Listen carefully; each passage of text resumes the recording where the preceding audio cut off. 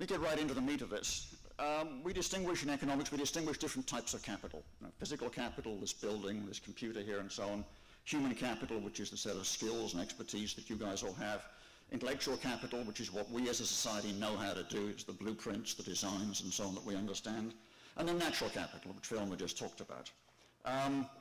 And so, several of these types of capital here are intangible, they're not physical capital. And I just want to make the point quickly that that is increasingly the trend in the area of capital. I'm a professor at a business school, a lot of my colleagues are accountants, teach accounting. And when you look at the value, all of the interesting companies these days, the greater part of their value is intangible capital. So I think I give the example up there of Apple. When I last checked a couple of days ago, Apple's market cap was just over 500 billion. You try to estimate what is the actual value of the physical assets that Apple owns. It's a very small number. It's way under 25%. So 3/4, 80% of Apple's value is its intangible capital. That's its human capital, its intellectual capital, basically. In the business community, we now are quite used to the fact that a big and an important part of any capital portfolio consists of intangible assets, and that's increasing. The more we have high-tech companies constituting the S&P 500, for example, the more it's going to be true that a large part of any portfolio is actually effectively invested in intangible capital. Now, human economic development has been a process of changing the portfolio of capital stocks that the society owns. So if you go back to the UK before the Industrial Revolution, then the only type of capital the UK had was natural capital. It had forests, it had fisheries, it had fertile land, it had rivers and lakes and so on.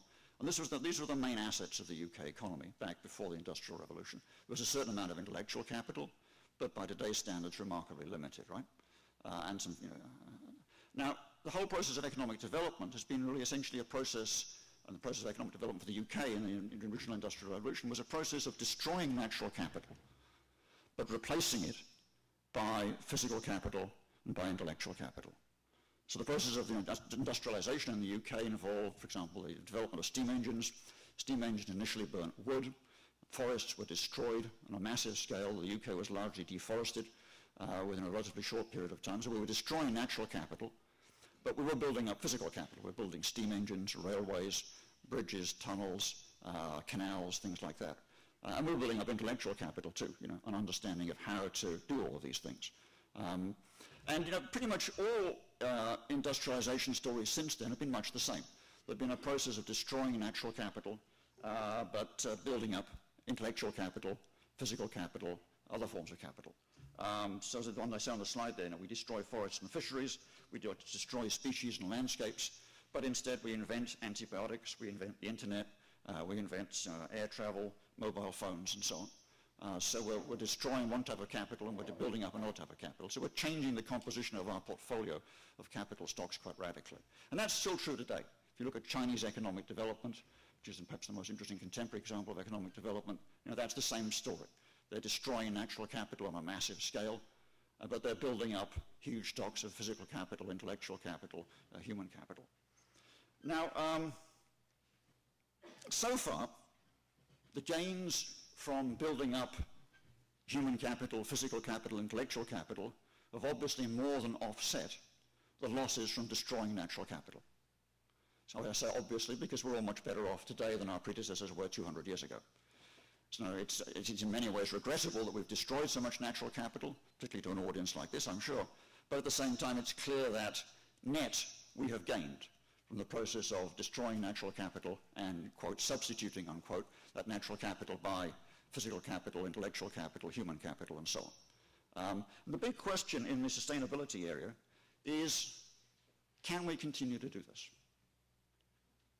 Can we continue to destroy natural capital, but nevertheless build up our living standards by, in some sense, replacing it by or substituting it with physical capital, intellectual capital, human capital, or whatever other sort of capital there is that we might invent out there. And I guess the basic position of a lot of environmental groups and the basic position of many ecologists who are interested in this area is that we can't. At this point in time, we have reduced our stocks of natural capital to an irreducible minimum. And that further significant reductions of natural capital, further continuation of this process of destroying natural capital and replacing it by other forms of capital will actually lead to a drop in living standards, because we've got The natural capital which remains is stuff which we actually urgently need. It's critical to the maintenance of our living standards. So that, I think, is the basic proposition in the sustainability literature, that we've now destroyed enough natural capital that what is left is really quite essential to us. And we're cutting into types of natural capital which are really essential to our long-term survival. We're cutting into biodiversity, we're cutting into the climate system, we're destroying fisheries and oceans and so on. But significant further progress in the conventional direction will actually lead to a drop in living standards in the long run. So that's the basic proposition, I guess, in the area of sustainability. It's to do with the extent to which there is potential for substituting between different types of capital stock here. And I guess what I'm saying in technical economic terms is that up to a certain point, you can substitute one type of capital stock for another. You can substitute human capital, intellectual capital for natural capital. But beyond a certain point, the substitution elasticity gets very, very small. And it's very, very hard to substitute these other types of capital for natural capital. And there's a minimum amount of natural capital which is essential for human functioning. And we're probably getting somewhere close to that minimum right now, although it'd be tough to give an accurate estimate of that minimum. Anyway, so that's, I think, the background that I want to talk about. Now, one of the questions is, why is this happening? And it's happening, obviously, because of market failure. It's happening because of external costs. The services of natural capital are not priced, and many of the activities we carry out routinely just destroy natural capital as an external effect. Nobody intends to destroy natural capital, but they destroy it as a side effect of many forms of economic activity. I can skip that, and I can skip that too. So the standard economic response to external costs is, of course, to internalize them, make certain that everybody pays the full cost. And Stuart is looking for big ideas in the area of sustainability. Where's Stuart? I think one big, simple idea in the area of sustainability is just internalize external costs. I'm not the first person to say that, obviously. I must be the 50th in this conference. But nevertheless, it's worth emphasizing that's a big, simple idea. Internalize external costs. Take you a long way in the direction of sustainability. Here's a concrete example of that. So these numbers relate to the US. In the US, electricity from wind, if you've got a good site with a nice high capacity factor, costs somewhere in the region of 4 to 6 cents a kilowatt hour. Electricity from gas costs anywhere from 5 to 8 cents a kilowatt hour, depending a bit on the technology you use and the current price of natural gas. Solar is over 10 cents a kilowatt hour. Coal is somewhere again in the 4 to 8 cents a kilowatt hour range, depending on the exact technology for burning it and the current price of coal. So coal is a competitive fuel in the power market, and indeed it's one of the main fuels for producing electricity in the US, indeed worldwide. But these figures reflect only the private costs. Let's ask ourselves what would happen if we forced all these fuels to internalize their external costs. Okay, now internalizing the external costs of coal, there's a number of estimates of this, and I'll talk about them in more detail in a second, but roughly speaking, there's a general agreement it would push the cost of electricity from coal up to about 15 cents a kilowatt hour. I'll talk about the estimates on which that's based in a second, but just take that for granted for the moment. That would push coal right out of the power market. It would no longer be a competitive fuel. We simply wouldn't use coal if we forced the people who produce and consume coal to internalize all the external costs. Coal produces half of the world's greenhouse gases. Half the world's greenhouse gases. Anything you replace it by produces a lot less greenhouse gas. And gas produces, methane produces roughly half the CO2 per unit of heat generated. Oil produces roughly 62%, 63% of the CO2 per unit of heat generated. So any kind of substitution away from coal, even towards other fossil fuels, will be a huge plus in terms of climate change and things like that. So that's an example, potential example of the power of full cost pricing. We could effectively close down the coal industry by full cost pricing. And from a sustainability perspective, one of the things we absolutely have to do is close down the coal industry. And the sooner the better. I'll come back to that point later on. But now, I talked fairly glibly here about internalizing the full cost, charging the full cost, internalizing the external costs of coal. To do that, we have to be able to estimate those external costs. And this is a little bit of a digression on whether it's always possible to get a good estimate of those external costs. The external cost of coal depends entirely on the social, depends substantially on the social cost of carbon, right? Now, you probably followed the debate about the social cost of carbon in the Obama administration, and you'll know that the Obama administration currently uses as a social cost of carbon the number $37 for a ton of CO2. That's the output of an interagency task force on this topic, which was chaired by Mike Greenstone of MIT a couple of years ago when he was on the council. Now, the social cost of carbon is the present discounted value of the damages from the emission of 1 ton of carbon dioxide over the lifetime of that ton of carbon dioxide. And the half-life is to 70 or 80 years, something like that.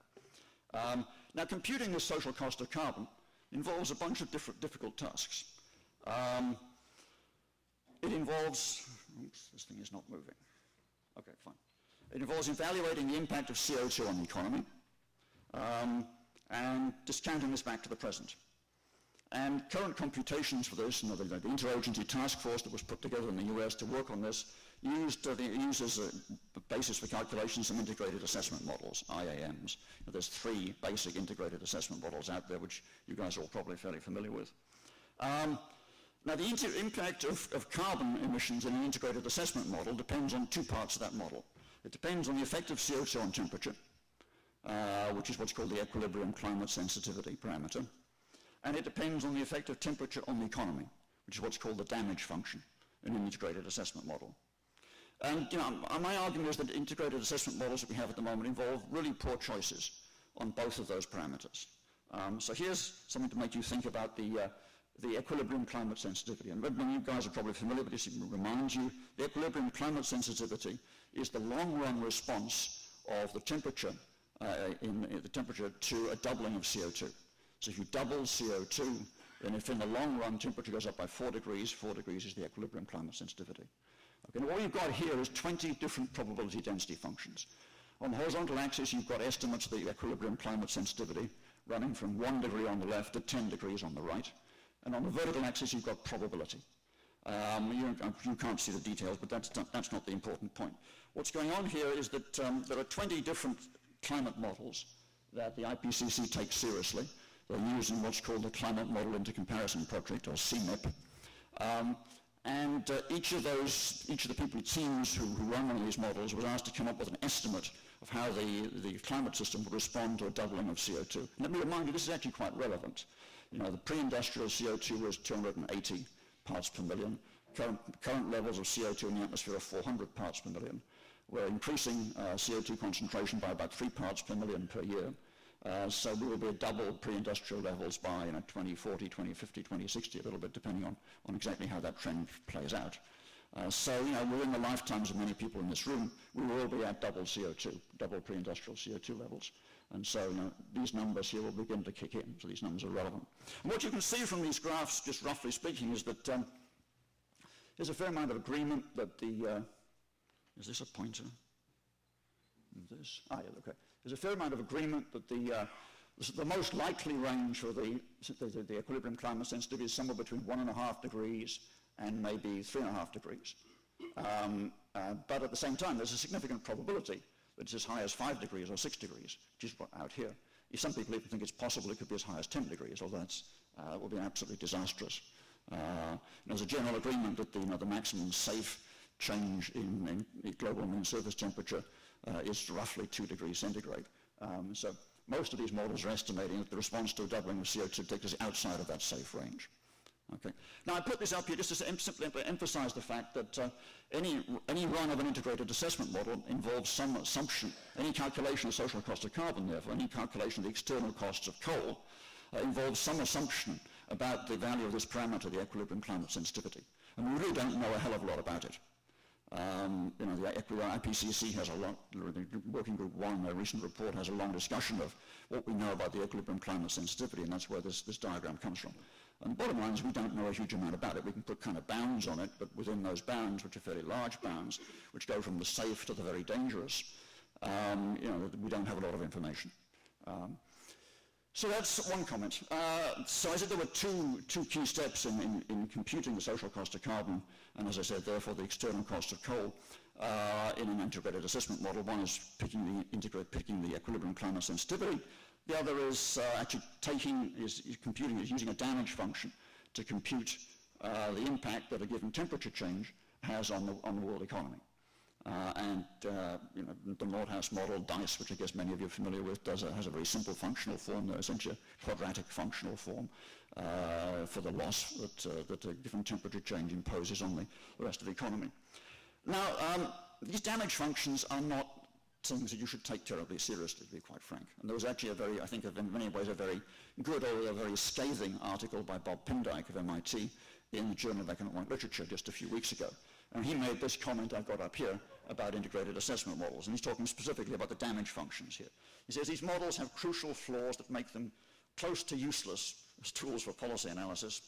The model's descriptions of the impact of climate change are completely ad hoc with no theoretical or basic or empirical foundation. That's a strong statement, but he's actually putting in writing there what many people in the area have been saying sort of behind closed doors for quite a long time. The damage functions in these integrated assessment models are essentially arbitrary, and they're based on the best, very casual empiricism. So the bottom line is that we really don't have much basis for making an informed calculation of the social cost of carbon. And if we can't compute the social cost of carbon, we can't compute the external costs of coal, which is what I was glibly assuming we could do a couple of minutes back, right? There's some significant professional challenges in this area. And what we're really doing here, of course, in this backhanded way is valuing natural capital, right? Because the social cost of capital is the cost of destroying natural capital. So in some sense, we're trying to get a handle on the value of natural capital for this calculation. Now, research that provides a solid empirical basis for the damage that temperature changes do to the economy is beginning to become available. There is a kind of microeconomics-based, econometrics-based set of papers that are beginning to look at, for example, the impact of climate change on agricultural productivity and agricultural yields. There's a set of papers that are looking in considerable detail at the impact of sea level rise on various communities and what it will cost to compensate. There's a set of papers that are looking at, for example, civil conflict as a function of temperature and drought and things like this. And all of these are what will have to go in ultimately to a serious analysis of the cost of climate change. And then they will have to go into a serious analysis, therefore, of what we call the damage function in any kind of integrated assessment modeling. But at the moment, we've got a very partial set of answers there. In addition to that, of course, we have to deal with the discount rate, which is an old favorite with the economics profession. We're talking about things 100 years ago, and the rate at which you discount makes a huge, huge difference. I mean, the interagency task force I referred to just now, the number 37, where the number $37 a ton of CO2 comes from, I mean, they picked a range of discount rates, low, medium, and high, and that $37 is the number you get from the intermediate choice of a discount rate. But the choice of a discount rate, as you guys all know, is controversial. It's a controversy I've joined in myself on many occasions.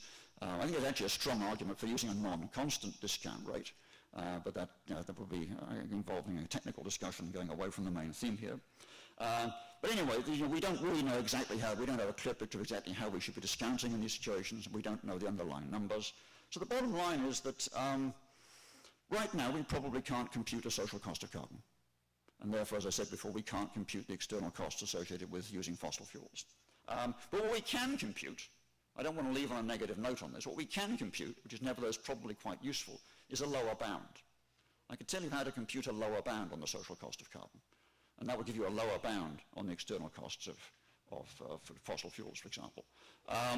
We compute a lower bound because there are some estimates, well-based, sound estimates I think we could take seriously, of the impact of temperature on various economic activities. Unfortunately, they don't cover the full range of economic activities, all of the important ones, but they cover some. As I said, I think there's estimates that I find personally believable of the impact of temperature on agricultural productivity, estimates which I find believable of the impact of sea level rise on various forms of economic activity and so on. So we could evaluate at least those, and that would give us a basis for calculating a lower bound on the social cost of carbon and a lower bound on the external costs of fossil fuels. And then we could agree to use a relatively high discount rate, knowing that if we eventually decided the lower one was appropriate, that would only push the price up again. So we'd still be getting a lower bound. And it's actually perfectly possible, and I think it's actually in fact true, that the lower bound would be sufficiently high that it would still make it unattractive from a social perspective to use coal. So if you can get a lower bound which pushes the price of coal above the costs of the full cost of coal above the full cost of other fuels, then even though you haven't got a full estimate of the social cost of carbon, you've got something which is quite interesting and quite useful. Okay, can we be sustainable? So just a couple of remarks on this issue, as I've got 5 minutes left. What does it take to actually be sustainable, given the remarks I've made so far? Particularly if we were to price coal out of the marketplace by full cost pricing, would we go without energy, or would there be something else we could use? So the answer is, renewable energy is becoming attractive. I mentioned earlier, I said that the cost of wind power in suitable parts of the US is now strictly competitive, even without subsidies, with the conventional fossil fuels, and solar is not yet competitive, but the price of solar is dropping quite rapidly. Could we go 100% renewable? The answer is obviously no. As we all know, these things are intermittent. And the way that utilities in the US are dealing with intermittency at the moment is if they have a significant exposure to wind and to solar, then they build gas-fired power stations. And they run those when they need extra capacity because the wind isn't blowing or the sun isn't shining. And gas-fired power stations have a couple of advantages from this perspective. The capital costs are really low, so you don't have a lot of capital tied up in stuff which isn't being used all the time. And then secondly, they can be turned on and off very quickly. And the sun can go in and out at very short notice, and it's useful to have something you can turn on and off very quickly to replace solar power. But ultimately what we will want to do is actually not have to rely on some fossil fuel to back up wind and solar, but to be able to store power and to store electricity. Now currently the storage technologies we have available are not great. They're expensive and they're inefficient. For example, we're beginning to move to battery storage. Here's some numbers on that. A San Diego utility recently bought a 40 megawatt hour battery, paid $50 million for that, believe it or not, to try to store some renewable energy. And 40 megawatt hours is about enough to store 120 hours worth of the output of a big wind turbine. Now, a big wind farm has hundreds and hundreds of turbines on it. So in order to back up a full wind farm, you'd need to pay hundreds and hundreds of lots of $50 million. That's clearly not an attractive proposition. So at this point, battery technology is technically okay, but economically unattractive as a way of handling the intermittency issue. But I think there's actually a good chance that battery costs will come down and battery efficiency will go up a great deal in the next decade.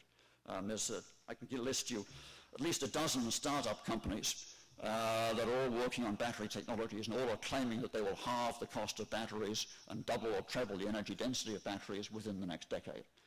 Most startup companies fail, but if even one of these 10 or 12 startup companies succeeds, it could transform the situation quite dramatically and make it possible to consider a totally renewable world.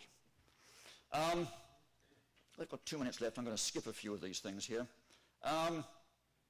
So basically what I'm arguing, to try to wrap this up, is that economically we know what to do to be sustainable. We have to internalize external costs. Technologically, we're very close to being there.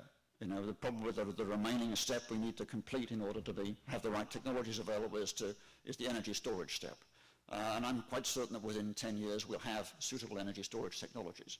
So I think that economically and technologically we can be, or very shortly will be, in a position to be fully sustainable.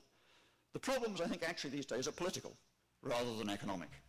The problems are getting people to recognize the seriousness of the problem. They're overcoming vested interest in the status quo. There's a considerable problem, I think, in persuading developing countries that sustainable paths are consistent with economic growth. They feel a strong temptation to follow the paths of economic growth that we followed in the industrial world. And we have to make progress on the climate front through the international negotiations. Now, those, I think, are the 4 big problems we face in really becoming sustainable. And those are all essentially political economy problems rather than economic problems or technological problems. I don't know how we can persuade people to take the issue more seriously, so I'm punting on that one. I've got some more comments on it, but given the shortage of time, it's not worth repeating them. Much of the opposition to progress on sustainability issues in the US comes from the coal industry. Here's my suggestion on the coal industry. As of a couple of days ago, the market capitalization of the US coal industry was somewhat less than $40 billion. Buy it and close it down. It's not that expensive, actually. Its market cap has been falling quite a lot recently. The market is getting the picture that coal is exposed on the climate policy. A cap and trade system or a carbon tax would generate $40 billion in a very short period of time. Earmark it to buying out the coal industry. And you get rid of a lot of political opposition. Larry Gould at Stanford actually has a very interesting paper where he studies this in some detail. Looks at how much revenue would it take to compensate all of the losers in the US from climate policy, and whether a carbon tax could in fact be allocated between them in such a way as to compensate them all. And the answer is yes, and there'd be money left to spare at the end. So we should be more proactive in trying to buy out the opposition on climate policy and on sustainability in general. Growth, this is I guess my last remark. Again, I'm not an expert on economic growth in developing countries, but there are certainly developing countries which are growing quite successfully and at the same time sustainably. And a good example is Brazil, which I happen to have been looking at quite a lot recently. It's one of the more successful, and obviously it's part of the BRICS. It rates highly for use of carbon-free energy, and it's still economically very successful. So most of Brazil's electricity comes from either hydro or biomass, and not from fossil fuels. And the Brazilian transportation system uses about 50% of its gasoline, roughly speaking, comes from sugar-based ethanol. And sugar-based ethanol is a much better proposition for sustainability than corn-based ethanol, which we've been using in this country. So Brazil actually is a country which has been growing successfully, has made a lot of economic progress, and has done this without engaging heavily in the use of fossil fuels. Brazil is a major emitter of CO2, but the CO2 that comes from Brazil comes from deforestation and not from industrial activity, and they're cutting back quite aggressively on that as a result of some deals they've made with Norway. I have some thoughts on the climate front too, but I'll skip those, and this slide simply summarizes what I've said so far, and I'll leave it at that point. Thanks, guys.